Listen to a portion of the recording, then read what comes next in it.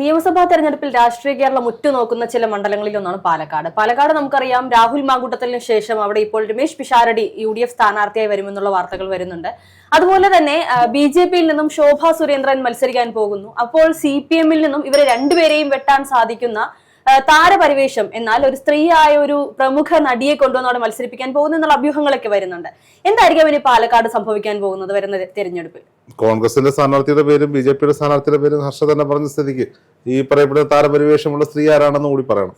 അത് പക്ഷെ പേര് പുറത്തു വിട്ടിട്ടില്ല. ഒരു പ്രമുഖ നടിയായിരിക്കും, അതൊരു മുസ്ലിം ആയിരിക്കും എന്നുള്ളൊരു ക്ലൂ മാത്രമാണ് വന്നിട്ടുള്ളത്. ശോഭ സുരേന്ദ്രനാണ് മത്സരിക്കുന്നതെന്ന് ആരും പറഞ്ഞിട്ടില്ല. അവിടെ രമേശ് പിഷാരടി ആണെന്ന് രമേശ് പിഷാരടി സമ്മതിച്ചിട്ടുമില്ല.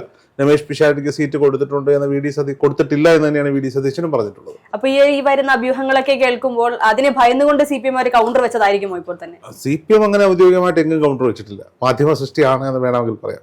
ഡോക്ടർ സരിനെ അങ്ങനെ പൂർണ്ണമായി CPM കൈയൊഴിയുമെന്ന് വിശ്വസിക്കുന്നില്ല ഞാൻ. കാര്യം സരിനെ പോലെ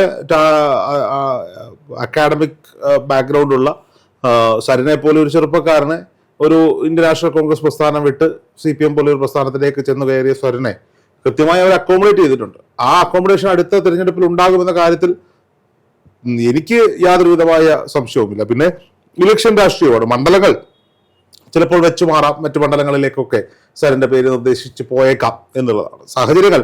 ഇപ്പോൾ നമുക്ക് ഇടതുപക്ഷത്തെ സംബന്ധിച്ചിടത്തോളം അവർക്ക് അധികാരം നിലനിർത്തുക എന്നത് ഇതിന്റെ ആവശ്യമായി മാറിയിരിക്കുന്ന ഒരു സാഹചര്യമാണ്. അതുകൊണ്ട് തന്നെ വിജയസാധ്യത മാത്രമായിരിക്കും അവർ പലയിടങ്ങളിലും ലക്ഷ്യം വെക്കുക. അല്ലെങ്കിൽ പിന്നെ MV ഗോവിന്ദൻ മാഷിനെ പോലെയുള്ള ചില മുതിർന്ന നേതാക്കന്മാരുടെ പിടിവാശികൾക്ക് മുന്നിൽ, ഭാര്യയ്ക്കും മക്കൾക്കൊക്കെ വേണ്ടിയുള്ള പിടിവാശിക്ക് മുന്നിൽ ചിലപ്പോൾ അയഞ്ഞു കൊടുക്കേണ്ട സാഹചര്യം ഉണ്ടായേക്കാം. കാരണം ഏകാധിപതി ഭരണമാണെന്ന് പറയുമ്പോഴും ഏകാധിപതിയായി തുടരണമെങ്കിൽ അപ്പുറവും ഇപ്പുറവും നിൽക്കുന്നവരുടെ ഭയഭക്തി ബഹുമാനങ്ങളും അവർക്ക് വേണ്ട കാര്യങ്ങൾ ചെയ്തു കൊടുക്കേണ്ടതും ഒക്കെ അനിവാര്യമായി മാറുന്ന ചില സാഹചര്യങ്ങൾ രാഷ്ട്രീയ കേരളത്തിൽ സംഭവിച്ചേക്കാം. പാലക്കാടേക്ക് മടങ്ങി വന്നാൽ, പാലക്കാട് നിലവിലെ MLA, സിറ്റിംഗ് MLA ആയിരിക്കുന്ന രാഹുൽ മാങ്കൂട്ടത്തിൽ നിന്ന് കോൺഗ്രസിൽ നിന്ന് പുറത്താക്കിയാണ്. അപ്പോൾ സ്വാഭാവികമായും ഈ തെരഞ്ഞെടുപ്പ് ചിത്രത്തിലെങ്ങും രാഹുൽ മാങ്കൂട്ടത്തിൽ ഉണ്ടായിരിക്കില്ല എന്നത് ഏറെക്കുറെ വ്യക്തം തന്നെയാണ്. വേണമെങ്കിൽ ഈ ഓൺലൈൻ മാധ്യമ പ്രവർത്തകരും ചില അന്തരീക്ഷത്തിൽ നിന്ന് വാർത്ത ഉണ്ടാക്കുന്നവരുമൊക്കെ രാഹുൽ മാങ്കൂട്ടത്തിൽ സ്വതന്ത്രനാകും, രാഹുൽ മാങ്കൂട്ടത്തിൽ അവിടെ സ്വതന്ത്രനായി നിന്ന് ജയിക്കും എന്നൊക്കെ പറഞ്ഞിട്ടുണ്ട്. നമുക്ക് അവരെടുക്കാൻ പോകുന്ന ഒരു സ്ട്രാറ്റജി കൃത്യമായി പറയാം. പാലക്കാട് ഷാഫി പറമ്പിൽ എന്തായാലും തിരികെ വന്ന് മത്സരിക്കാൻ സാധിക്കില്ല. കാരണം MP-മാർ ആരും മത്സരിക്കേണ്ട എന്ന നിലപാടിലാണ് AICC അല്ലെങ്കിൽ ഹൈക്കമാൻഡ് നിൽക്കുന്നത്. അതിൽ എന്തെങ്കിലും ഇളവ് ലഭിക്കുകയാണെങ്കിൽ അത്രത്തോളം ഒരു ടൈറ്റ് പോരാട്ടത്തിലേക്ക് മറ്റൊരു സ്ഥാനാർത്ഥിയെ കണ്ടെത്താൻ സാധിക്കാത്ത സാഹചര്യത്തിൽ ഇപ്പോൾ ധർമ്മടം പോലെയുള്ള മണ്ഡലങ്ങൾ, ഇന്ന് റിപ്പോർട്ടർ TV പറയുന്നത് ധർമ്മടത്ത് മത്സരിക്കാൻ സ്ഥാനാർത്ഥി ഇല്ല എന്നാണ്. അതായത് പ്രമുഖരെ വേണം, ധർമ്മടത്ത് സ്ഥാനാർത്ഥി ഉണ്ടാകും. കൃത്യമായ പോരാട്ടം നടത്തിക്കൊണ്ട് പിണറായി വിജയനെ കൂടുതലും മണ്ഡലത്തിൽ തന്നെ പിടിച്ചു കെട്ടാൻ, ജയമല്ല അടുത്ത പ്രശ്നം. ധർമ്മടം പിടിക്കുക എന്നതിനപ്പുറത്തേക്ക് പിണറായി വിജയൻ കൂടുതൽ സമയവും മണ്ഡലത്തിൽ തന്റെ ജയം ഉറപ്പിക്കാൻ ശ്രമിക്കേണ്ടുന്ന ഒരു സാഹചര്യം ഉണ്ടാക്കുന്ന പ്രതിസന്ധിയിലേക്ക് എത്തിക്കുക എന്നതാണ് കോൺഗ്രസ് അവിടെ ശക്തരായ ഒരു സ്ഥാനാർത്ഥിയെ മത്സരിപ്പിക്കുന്നതിലൂടെ ലക്ഷ്യം വെക്കുക. സോഷ്യൽ മീഡിയയിലും ഓൺലൈൻ ചാനലുകളിലും ഇപ്പൊ പ്രമുഖ മാധ്യമങ്ങളും ഏറ്റെടുത്തിരിക്കുന്ന സ്ഥാനാർത്ഥി ലിസ്റ്റിൽ K സുധാകരൻ അല്ലെങ്കിൽ ഷാഫി പറമ്പിൽ ഈ പറയപ്പെടുന്ന തരത്തിൽ ധർമ്മടത്ത് വേണം എന്നൊരു ചിത്രം ഉണ്ടാക്കി വെച്ചിട്ടുണ്ട്. അപ്പോൾ ഇവര് രണ്ടുപേര് തയ്യാറാകുമോ, ഇവരെ മത്സരിപ്പിക്കാൻ പാർട്ടി തയ്യാറാകുമോ എന്ന ചോദ്യമൊക്കെ ബാക്കിയാകുന്നുണ്ട്. അപ്പൊ എന്തായാലും ഷാഫി പറമ്പിൽ പാലക്കാടേക്ക് മടങ്ങി വരാനുള്ള സാഹചര്യം നിലവിലില്ല. രാഹുൽ മാങ്കൂട്ടത്തിൽ മത്സരിക്കാൻ പറ്റാത്ത സാഹചര്യമുണ്ട്. അങ്ങനെയെങ്കിലും 5 വർഷങ്ങൾക്കപ്പുറത്തേക്ക് ചിന്തിച്ചുകൊണ്ടായിരിക്കും ഒരു സ്ഥാനാർത്ഥി നിർണയത്തിന് അവിടെ പച്ചക്കൊടി വീശാൻ സാധ്യതയുള്ളത്. എന്തായാലും ഷാഫി പറമ്പിലിന്റെ ഒരു തീരുമാനം, ഷാഫി പറമ്പിലിന്റെ ഒരു നിർദ്ദേശം ഇന്ത്യൻ നാഷണൽ കോൺഗ്രസ് പരിഗണിക്കുമെന്ന കാര്യത്തിൽ യാതൊരു വിധമായ സംശയവുമില്ല. കാരണം അങ്ങനെ കോൺഗ്രസിന്റെ തട്ടകമൊന്നും അല്ലാതിരുന്ന, ഇടത് കോട്ടകൾ ഉണ്ടായിരുന്ന, BJP കോട്ടകൾ ഉണ്ടായിരുന്ന പാലക്കാടിനെ മെരുക്കി അതിനെ UDF മണ്ഡലമാക്കി മാറ്റിയത് ഷാഫി പറമ്പിലായതുകൊണ്ട് തന്നെ ആ മണ്ഡലത്തിലെ സ്ഥാനാർത്ഥി നിർണയത്തിൽ ഷാഫി പറമ്പിലിന് കൃത്യമായി ഇടപെടാൻ സാധിക്കും എന്നുള്ളതാണ്. അപ്പോ ഷാഫി പറമ്പിൽ ഒരുപക്ഷെ മുന്നോട്ട് വെക്കാൻ പോകുന്ന പേരുകളെ ഒന്ന് ഈ പറയപ്പെടുന്ന രമേശ് പിഷാരടിയുടേതാകാൻ സാധ്യതയുണ്ട്. അത് കാരണം എന്ന് പറയുന്നത്, രമേശ് പിഷാരടിയെ സംബന്ധിച്ചിടത്തോളം രാഷ്ട്രീയമല്ല അദ്ദേഹത്തിന്റെ ഒരു മേഖല, എന്നാൽ രാഷ്ട്രീയക്കാരനായ സിനിമാക്കാരനാണ് രമേശ് പിഷാരടി. അപ്പോൾ സ്വാഭാവികമായി രമേശ് പിഷാരടി അവിടെ വിജയിക്കാൻ സാധിച്ചാൽ, ഇപ്പോ രാഹുലൊക്കെ വന്നപ്പോൾ ജയിക്കാൻ പറ്റില്ല എന്നെങ്കിലും പറഞ്ഞെങ്കിലും അവിടെ ചില മാജിക്കുകളൊക്കെ ഉണ്ടായി എന്നുള്ളതാണ്. അത്തരത്തിലൊരു മാജിക്കിലൂടെ ഏതെങ്കിലും ഒരു വിദൂര സാധ്യതയിൽ അദ്ദേഹത്തിന് അവിടെ വിജയിക്കാൻ സാധിച്ചാൽ 5 വർഷങ്ങൾക്കപ്പുറത്തേക്ക് ഈ അഗ്നിശുദ്ധി വരുത്തി മടങ്ങി വരുമെന്ന് ഒരു കൂട്ടം പ്രവർത്തകർ വിചാരിക്കുന്ന രാഹുൽ മാങ്കൂട്ടത്തിലോ, അല്ലെങ്കിൽ അടുത്ത ലോക്സഭാ ഇലക്ഷനിൽ മത്സരിക്കാതെ മാറി നിൽക്കുന്ന ഷാഫി പറമ്പിലോ തിരിച്ചാ മണ്ഡലത്തിലേക്ക് മടങ്ങി വരാൻ സാധിക്കും. മറ്റൊരു രാഷ്ട്രീയക്കാരനാണ് അവിടെ ജയിക്കുന്നതെങ്കിൽ അയാൾ ഒരിക്കലും മണ്ഡലം വിട്ടുകൊടുക്കാൻ തയ്യാറാകാത്ത ഒരു സാഹചര്യം ഉണ്ടാകും. അപ്പൊ നിലവിലെ സാഹചര്യത്തിൽ രമേശ് പിഷാരടി എന്ന പേര് തന്നെയാണ് അവിടെ ഏകദേശം ഉറച്ചിരിക്കുന്നത്. തൃപ്പൂണിത്തുറ മണ്ഡലമാണ് രമേശ് പിഷാരടിയെ കുറിച്ച് നമ്മൾ കേട്ടതെങ്കിൽ തൃപ്പൂണിത്തുറയിൽ എം ലിജുവിന്റെ പേര് ഇന്ന് ഉയർന്നു കേൾക്കുന്നത്. അപ്പൊ എം ലിജുവിനെ സംബന്ധിച്ചിടത്തോളം വ്യക്തിപരമായി എം ലിജുവിന് മത്സരിക്കാൻ ആഗ്രഹം അമ്പലപ്പുഴയാണെങ്കിലും അമ്പലപ്പുഴയിലെ ചില പ്രത്യേക രാഷ്ട്രീയ സാഹചര്യങ്ങൾ നിലനിൽക്കുന്നുണ്ട്. ഇടത്ത് നിൽക്കുന്ന ഒരു കാറ്റ് വലത്തേക്ക് മാറി വീശിയാലോ എന്ന് കരുതിയാണ് എം ലിജുവിന്റെ പേര് ഇന്ന് തൃപ്പൂണിത്തുറയിൽ ഉയർന്നു കേൾക്കുന്നത്. ആ കാറ്റിന്റെ പേര് ജി സുധാകരൻ എന്നാണ്. സ്വാഭാവികമായും വിസ്മയങ്ങൾ സംഭവിച്ചുകൊണ്ടിരിക്കുകയാണ് UDF-ൽ. വ്യക്തിപരമായി പറഞ്ഞാൽ ഒരാൾ വ്യക്തിപരമായി സംസാരിച്ചപ്പോൾ പറഞ്ഞതാണ്, ഒരു നേതാവ് ഇടതുപക്ഷം വിട്ടു പോകാൻ തീരുമാനിച്ചപ്പോൾ ജി സുധാകരൻ പറഞ്ഞ കമന്റ് വളരെ നന്നായി എന്നുള്ളതാണ്. അപ്പോൾ സ്വാഭാവികമായും അവിടെ ഒരു ചില അന്തർധാരകൾ സജീവമായാൽ അമ്പലപ്പുഴയിൽ ജി സുധാകരനെ പോലെ അല്ലെങ്കിൽ ജി സുധാകരന് താല്പര്യമുള്ള ഒരാൾ സ്ഥാനാർത്ഥിയായിട്ടൊക്കെ വന്നാൽ എം ലിജുവിനെ സംബന്ധിച്ചിടത്തോളം അത്രയും സജീവമായി നിൽക്കുന്ന ഒരു നേതാവിന്, യുവ നേതാവിന് അക്കോമഡേഷൻ ഉണ്ടാകുക എന്നത് അനിവാര്യതയാണ്. അങ്ങനെയെങ്കിൽ ഈ പറയപ്പെടുന്ന തൃപ്പൂണിത്തുറ എം ലിജുവിന്റെ കാര്യങ്ങളിലേക്ക് എത്തും. രമേശ് പിഷാരടി കഴിഞ്ഞ തവണ ധർമ്മജൻ ബോൾഗാട്ടിക്ക് സീറ്റ് കൊടുത്തെങ്കിൽ ഇത്തവണ രമേശ് പിഷാരടിക്ക് പാലക്കാട് ഒരു സീറ്റ് അത് ഒരു പക്ഷെ നടന്നേക്കാം എന്നുള്ളതാണ്. രമേശ് പിഷാരടി വരുന്നു, ഡോക്ടർ പി സരിൻ അല്ലെങ്കിൽ CPM നിർത്തുന്ന മറ്റൊരാൾ. അവിടെ മൂന്നാം സ്ഥാനത്ത് നിൽക്കുന്ന സംവിധാനമാണ് ഇടതുപക്ഷം എന്ന് പറയുന്നത്. പാലക്കാട് ഇടതിന്റെ കോട്ടയായിരുന്നത് മൂന്നാം സ്ഥാനത്ത് നിൽക്കുന്നു. ഇനിയാണ് അവിടുത്തെ ഒരു ഗെയിം ചേഞ്ചറുടെ കടന്നുവരവ് ഉണ്ടാകാൻ പോകുന്നത്. പാലക്കാടിനെ സംബന്ധിച്ചിടത്തോളം ഈ മെട്രോമാൻ ഇ ശ്രീധരനെ നിർത്തി ഞെട്ടിച്ച മണ്ഡലമാണ്. നഗരസഭ BJP വലിയ കരുത്ത് കാട്ടി നിൽക്കുന്ന മണ്ഡലമാണ്.